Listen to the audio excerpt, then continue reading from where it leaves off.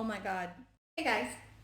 So this is going to be the second time that I do this lesson because the last time I did not actually hit record. So yeah, this is what we're working with right now. This is Mrs. Walker, and welcome to my third attempt at filming this video. So sometimes you just gotta walk away and then come back, and so that's what I'm So believe it or not, this is my fourth attempt at this video. Here we go. I'm gonna go ahead and go in, and hopefully this is the one. It's been a funny filming day. That's just how it goes. So anyways, at this point we're straight punchy. Here's our assignment or our lesson for today, and I'm gonna try really hard to get through it without laughing or breaking something or whatever. So the assignment will be at the very end of this video so that everybody watches it and gets the actual assignment from it. But today I'm going to be talking to you guys as basically hopefully a review about the relationship between the sun, the Earth's tilt, days, seasons, years, all of them, okay? So while I think that this is mostly review, there are some terms that I want to make sure that we have very clearly in pocket before we go into this week's readings, because if you don't, this week's readings are going to be a little bit harder to understand. And there's a lot that can get crisscrossed because there's a lot that sounds the same, like rotate and revolve and orbit and axis and all those good things. So we're going to go ahead and get into it. I want to talk first about our model. This is a model, of course, of the Earth, also known as a globe. But what it is the model, and it's very, very accurate. There are a couple of different things about this particular globe that I'm going to go ahead and point out that sometimes we take for granted that we know and we don't know, and also use it to demonstrate some things that we'll be talking about. The very first thing, of course, is going to be how the Earth rotates. The Earth rotates once every 24 hours on its axis. Its axis is right up here, and it is an imaginary line that goes through the Earth. The imaginary line, of course, around the Earth is our equator. So the motion of the Earth around the sun or in its orbit is called its revolution, okay? It goes faster than this, but there we go. What I'm trying to demonstrate is the fact that the Earth is also rotating while it is revolving, and it will have one revolution every 365 and 1/4 days. We use the word revolution in lots of different ways, so this particular way, this scientific way, is to talk about one full revolution of the Earth around the sun. All of the planets are revolving around the sun in their own orbits. Ours just happens to take 365.25 days. That's why we have leap years.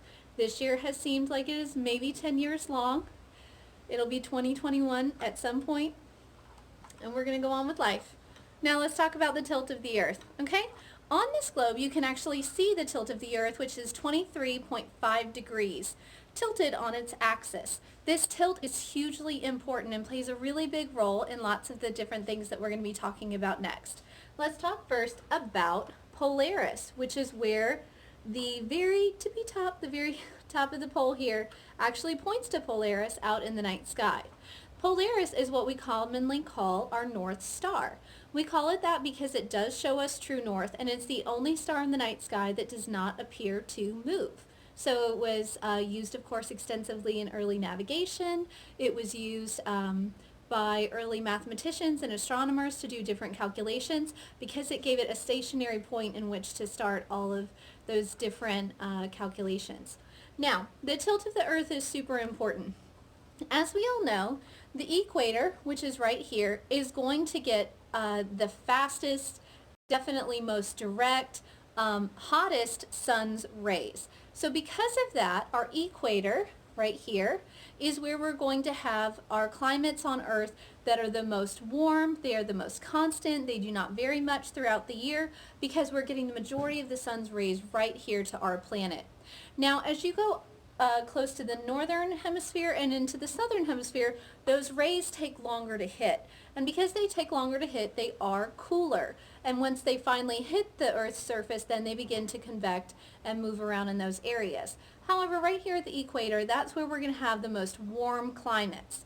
The tilt of the Earth is also important when it comes to us determining our seasons. As the Earth is in its revolution around the sun, the tilt does not change. It doesn't wibble wobble back and forth, okay? It stays constant. And so because of that, we're going to have times during our year where the sun is tilted away, or where we, are tilted away from the sun, and then times when we are closest to the sun. And because of that, what that will result in are changes in our seasons. Not so much at the equator, we're talking about everywhere else. So what that means is when we are tilted towards the sun, those are our very productive times of the year. So that's our spring and our summer. A lot of production is going on, lots of rainfall, lots of warmth, lots of growing. And then we have our dormant seasons of fall and winter when we are tilted away from the sun. And that tilt is going to cause us to be just slightly further away. But as we know, Goldilocks planet that is the Earth, everything just has to be just right, or there tend to be quite big changes. So as we tilt away, then we're moving into our colder parts of the year where things tend to go dormant. Let's talk about equinoxes and solstices. The equinox is actually, if you take the word and you split it apart, equa, of course, is equal, and then nox is night or dark. Again, if you're a Harry Potter fan, you know that the nox spell means it turns off the light. So what this means is that the sun is shining equally in both the southern and the northern hemispheres. And during our equinoxes, that tends to be the more kind of even Stevens times of the year. Where in our solstices, this is where the sunlight is greater or at its maximum in one hemisphere, but then it is at its minimum in another hemisphere. So if you have the solstice during the southern hemisphere, that means in the northern hemisphere you're going to have the least amount of daylight for that year. Where if it is the solstice in the northern hemisphere, then it means that the south is having its minimum amount of daylight that year. Okay? Now, let's talk about daylight hours. Time doesn't seem to matter now much, does it? But in typical fashion, the amount of daylight, especially before the 20th century, really mattered. It mattered a lot because of the fact that as an agrarian society, we needed to capitalize on all of our daylight hours during those months that we could to prepare for long winters ahead. So because of that, on average, we have about 12 hours of daylight at the equator and in places close to the equator. As you move further and further away, then you're also moving into greater and less than tilt. And that would mean that you have less amount of daylight during those hours. A way that we can understand this is in spring ahead and fall back. Everybody loves fall back. Nobody really likes spring ahead very much. But what spring ahead is signaling is that we are entering the longer days of our year. And because of that, we want to capitalize on as much daylight as possible. The only place where this doesn't hold true, and I know this is kind of hard to see down here, is in our Arctic regions. If you're talking about the very high north, what that's going to result in actually is what's called the midnight sun. And that's because the Arctic is so high. We're talking about above the Arctic Circle. There's my dog again. Above the Arctic Circle, that what that means for much of the year, for about 6 months of the year, is that the sun does not truly set. It never becomes all the way dark in that region. And you can have 20, 21, 22, 23, 24 hours of daylight every single day, which of course has an effect on the circadian rhythm of the animals that are there.